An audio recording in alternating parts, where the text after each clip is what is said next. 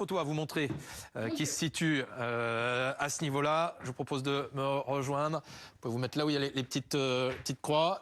Cette semaine, Donald Trump a présenté un plan pour résoudre la crise à Gaza. Et Benjamin Netanyahou a dit OK. Le Hamas dit on va discuter. Ce que vous dites, bravo Donald Trump.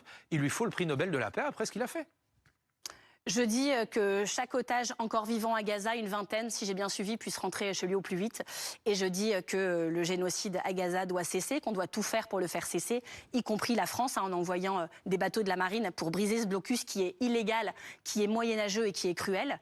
Bravo aussi, Donald Trump. Et je dis aussi, regardons en Cisjordanie ce qui se passe, où la colonisation avance un peu plus chaque jour pour qu'en fait la continuité territoriale de la Palestine ne soit plus possible. Voilà. C'est grâce à Donald Trump tout ça.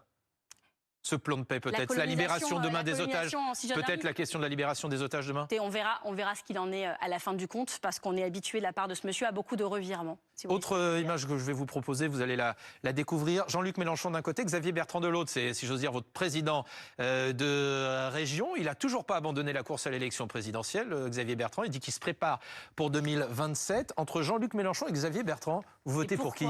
Pourquoi? Vous choisissez qui? Qu'est-ce que c'est que cette histoire? Je choisis toujours la gauche.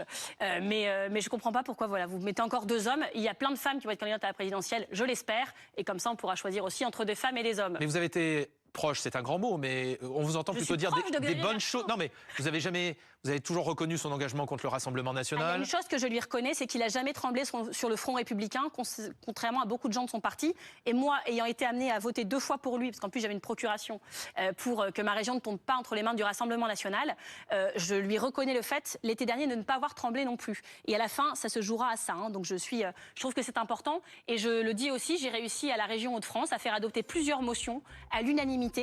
Parce qu'il a décidé de les soutenir. C'était des motions pour empêcher un site toxique de s'implanter chez moi, alors que chez moi on a déjà 5 ans d'espérance de vie de moins le jour de sa naissance par rapport à un Parisien, juste parce qu'on est là et que c'est pollué.